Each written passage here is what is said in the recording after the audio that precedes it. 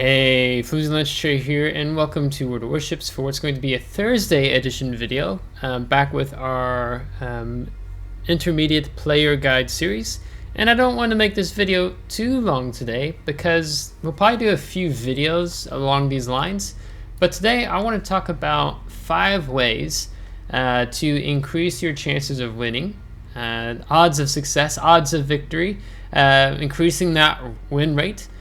Just by doing 5 simple things before the battle clock strikes 0 when you're going into randoms, ranked, whatever the situation may be.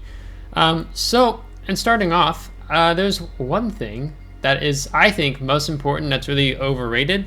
I even see streamers, World of Warships content streamers, community contributors who've been playing the game for a long time, and I think they just do it because it saves them credits. To not take it. But the first one's going to be taking that Juliet Charlie combat signal. Now, if you've been following along with my channel for some time, you've likely known that when I'm doing the upgrade and commander build videos, I often talk about this combat signal because this completely eliminates the risk of your ship's magazine detonating. We have all been in battles. I myself have been in battles, and you'll see someone detonate and then people kind of chuckle and laugh. I was like, oh, I didn't take the Juliet Charlie combat signal. I've had a Yamato match where I didn't take it and I killed the CV player, but he got torps off, and one of the things he did is that he dropped his torpedoes right in underneath where your main turrets are in the magazine, and detonated my like 80% full health Yamato. So taking that Juliet combat signal, it literally can be that contributing factor in a game where you, instead of just dying, in the beginning or halfway through the battle or something, or you're in this really like close tussle with the remaining few enemy ships, and you get detonated, and it could have been a win or loss difference just because of the Juliet Charlie combat signal. So this combat signal is expensive. It's not cheap. I think I've already burned through all my coupon signals since they reset. But I'll just show you. Look at it real quick here. And I just skipped it because it's at the top, isn't it? No, I'm blind. Here. 1.9 million credits. It's not the most expensive. Your India Delta combat signals are the most among the most expensive, and those are actually something we'll talk about in a little bit. But the 1.9 million, but they're totally worth taking. I don't recommend spending coal to purchase these, which you can do for 6,400 coal. But these are extremely beneficial in helping you, give you greater chance of winning the battle. Next thing we want to talk about is knowing your ship, and I'm going to use Yamato as an example. It's a very classic ship. It's been in the game for a long time. Maybe I'll give the example on another ship as well. And that is, number 2, know your ship, right? So before you click battle, you just kind of wrap your mind around the ship you're going to be playing. So I'm playing Yamato. Yamato's got 460mm guns. That means I overmatch 32mm armor. So it means I can overmatch most armor in the game, even other battleships. You can overmatch the bow of another Yamato, Satsuma. I've been in Yamato on Yamato engagements, and so then you just smash the other through their bow or even through their stern. It's knowing that these turrets have a longer turret traverse time, even though we've built into it as much as we can. 55.2 seconds. We could make it a little better if we took the main battery modification too, but I just like that additional horizontal and vertical dispersion being improved. So it's knowing, okay, so then I need to make sure I'm giving extra time and turning my turrets.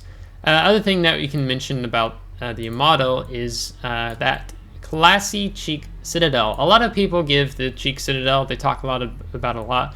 If you're running up on an enemy Yamato, most times the Yamato is facing you or angled in some way, and you can smash through and hit the citadel. But alternatively, you can also do the same with the rear, because it's pretty similar when you're looking at both of them, right? In terms of how the citadel functions and works. We take more things away. So I've had Yamato players angled away and they think they're fine, but you just go for, you can call it the booty citadel, and clap them that way. So that's knowing your ship that this is a weakness, right? So you gotta respect battleships or heavy cruisers. You can citadel Yamato if you're close enough, even with the Des Moines 2 and 3mm guns, but you have to be really close for that. So okay, it's a ship I need to respect in that instance. Yamato's relatively accurate, especially if you take the main battery director system, which I eventually want to pick up, which reduces your main battery shell dispersion by -7%, but nerfs your main battery traverse speed by -13%. So there's knowing that, oh yeah, Yamato is a very accurate battleship, especially when you're building more into this, and that the guns is the main strength of the ship. I guess just another quick example. Maybe I should pick on a cruiser instead. I can pick on Stalingrad, I guess, as an example. So Stalingrad, she's really strong. She got nerfed in the Commander rework, where you can't take fire prevention. You could take that on cruisers. Because a lot of people are just going to fire HAU instead of AP, especially when you're just bow or ankled in, it means you're going to take more damage over time, with fires being set aboard your superstructure. So that's a weakness, just the overall stamina and having to wait, for your repair parties to come off cooldown. However, when you're talking about the artillery, she's got these 305mm guns that have really great shell velocity. You can see here 950 meters a second. And they just, it's essentially a it's battle cruiser, but almost this battleship, just because of how hard these guns will hit. You see maximum damage 9,660. So you can easily clap battleships, heavy battle cruisers, heavy cruisers, light cruisers, with these guns. So these guns are very potent in that regard, and 180-degree turn time of 36 seconds. So I have to give myself a little bit of time with that. Other thing, with this ship, knowing your ship always means knowing your armor. So you get this 50mm icebreaker belt. So it's like, so if I'm an enemy ship, light cruiser, destroyer, it means I shouldn't be shooting here. I should be shooting the upper part of the bow and the stern. And you go broadside in Stalingrad, you have go back here, exposed citadel, 180mm. So that's a weakness, right? You got to keep that one in mind. You have the strength of your 12-kilometer radar. That helps immensely. You can get 2 volleys off basically with this, and we built into the radar. So you're a very tanky ship. That's what Stalingrad does really well. Could talk about the commander, but I'm going to wait on that. So just knowing your ship overall, general strengths, general weaknesses, really helps make a difference. Even her AA. Her defensive A fire consumable is different. It's got an action time of 60 seconds versus 40 seconds, but her cooldown time is longer. It's at 180 seconds, where on most other cruisers in the game, it's less. Like if I went to Worcester as an example, she's got the defensive AA. It's 80 seconds. So you pay, right? So this is the difference between the ships. Knowing your ship, that's very beneficial. Number 3, having a high skill point commander. So let me give that example via destroyers. Let's pick on, maybe I pick on the British destroyers. No, I guess we're gonna be picking on the Russian destroyers. I think I looked at this earlier. So one of the things about destroyers in general, they really benefit from having a higher skill point commander. And to me, generally speaking, I don't feel that it's what makes your destroyer competent, where I feel comfortable to play in randoms. Basically means that I want at least a 10-point commander. So I have like a lot of 10-point commanders on my British destroyers here, before building more up into them. And the reason why that is twofold. One is, just beyond a 3-point skill, you're typically building to prevent maintenance and last stand, so your ship remains partially able to sustain speed and maneuverability even when the engine and steering gears are incapacitated. But it's this guy right here, this survivability expert, and I see a lot of short players in the game who don't take this. you're decreasing your odds of winning just because you're not taking Survivability Expert. Now, I know some players say, well, I really want to go for this max torque build on my Holland or Shimakaze. Okay, cool. But for me, I pretty much say all Destroyer players should take this. At least 95% of them, generally speaking, in the game. But yeah, I see a lot of Destroyer players who don't take this because of how much of a difference it can make in your health pool. So I don't know if I have a 6-point commander. I do. Let me go to Kiev because I know I don't have on Kiev. So, for a 6-point commander, this adds 350 HP for each ship tier, and some commanders have a bonus like plus 400. I have some Pan Asian commanders do. So if I take Survivability Expert, I just added 2,800 hit points to my ship. This is something that's going to keep you in the game. I've won plenty of games in Destroyers where I've had less than 1,000 health, 2,000 health. And if I didn't have Survivability Expert, I wouldn't have been able to contribute towards the end of the battles, and multiple of those battles making the win and helping our team win. So that's another thing you can do to increase your odds of victory, your win rate, just by taking Survivability Expert. And just very similar like with these, I think does even Acosta have a 10-point? No. Acosta, the strength, let's say 85, 90% destroyers in the game, take Concealment Expert, right? So without this, I'm 6.6. I'm not so stealthy. I can't get quite as close with these 6-kilometer torpedoes. I can't stealth torp. Even if I take Concealment Expert, I can't stealth torp, but you can stealth torp if the target's pushing into you and you're kiting away, right? So I'm basically pointing out just, 10-point commanders, but imagine what things begin to look like, when you've built into a 21-point commander. When you have that additional, for the daring, you have that additional heal, that additional short-range hydroacoustic search, that additional smoke screen. You've got the adrenaline rush ticking, so as you lose health, your torpedoes, your guns are reloading even faster. You build into main battery AA specialist, so your main battery reload time is reduced even more so. So we have a 2.3 seconds reload time before adrenaline rush even kicks in. We've extended the action time of our consumables, so I'm getting a almost 4-minute action time on my hydroacoustic search because I've built into it just with the commander. I can do the same thing. I can pick on Delny. I have almost a 21-point commander here.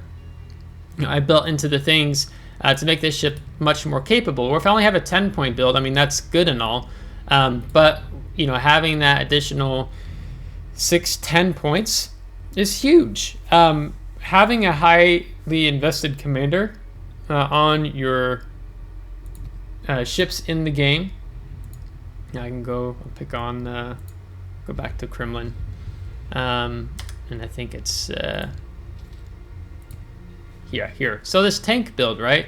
I've got, let's say you had just a standard build where it's just these guys. You got a 14-point build, or maybe you don't even have 14 build. You only have fire prevention. Where I've decreased my concealment to 13.4. Now I've got also able to pick up the emergency repair expert, so I get an additional damage control party.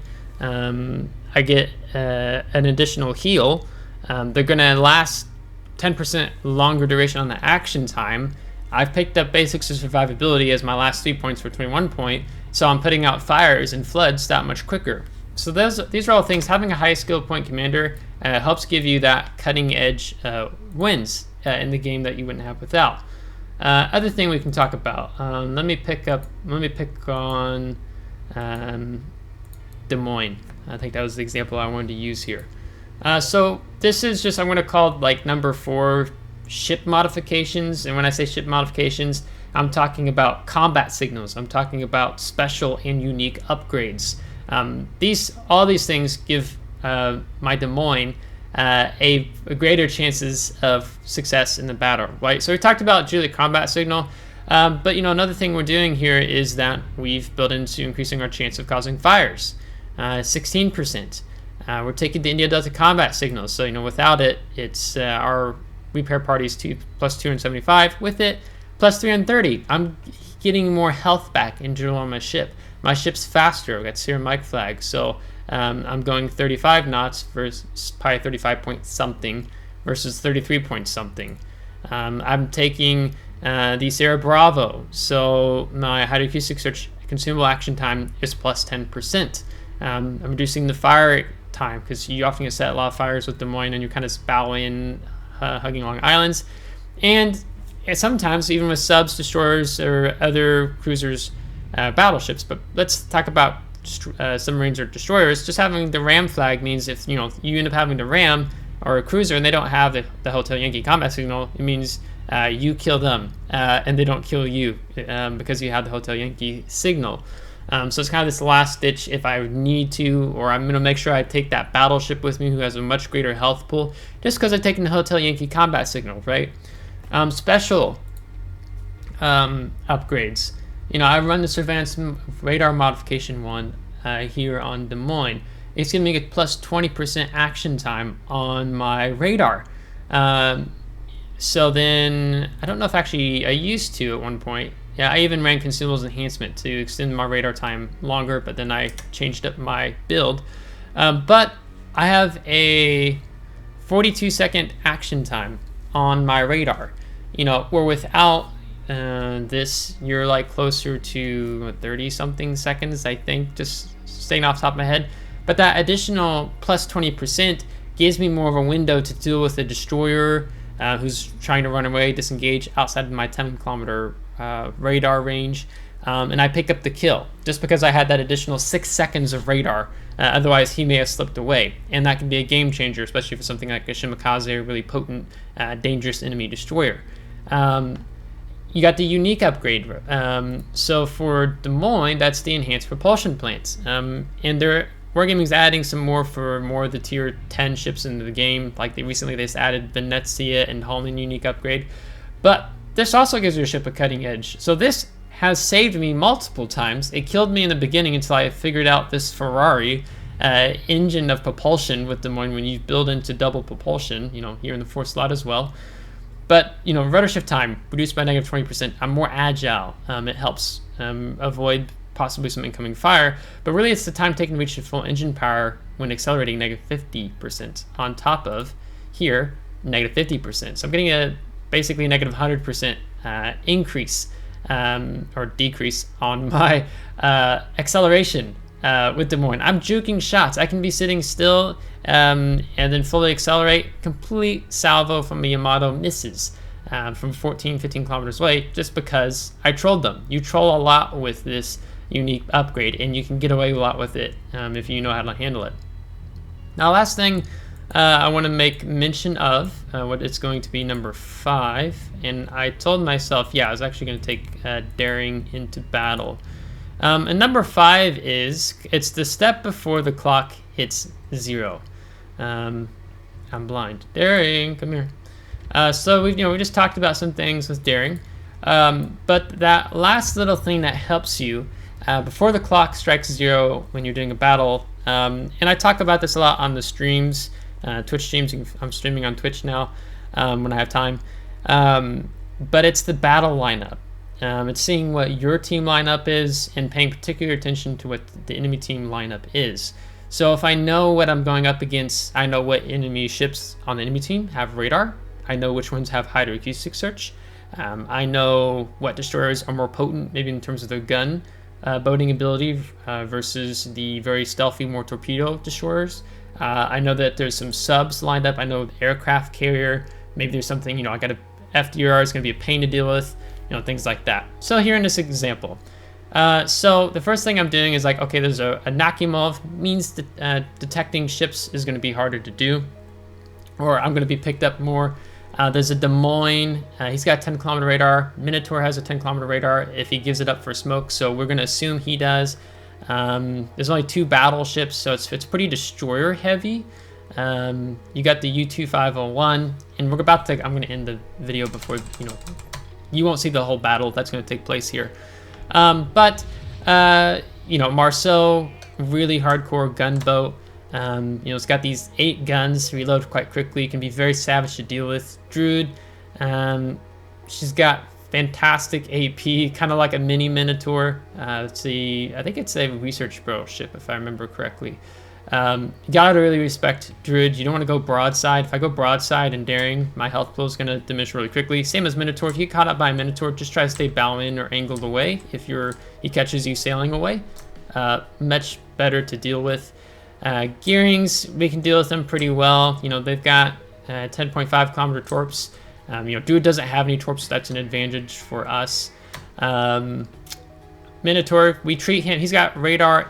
Yeah, we could have radar. We're gonna assume he's taking radar till we see him smoke up, or someone on our team calls it out. But very fast reloading AP guns. The other thing, Austin, he's got the funny button, right? So he pushes that. I think it's a negative 75% on his reload time, something like that. So that's in SAP and HE. So that's something we really got to look out for.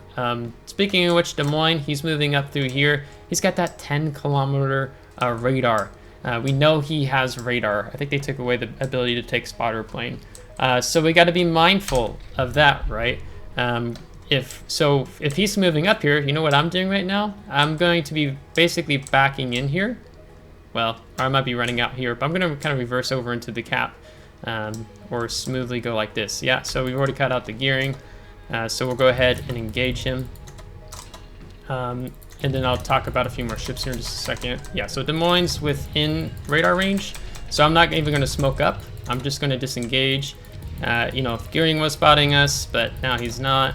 We've been picked up by planes now. Now there's the radar. Nakimov, right? We were just talking about him at the beginning of the game.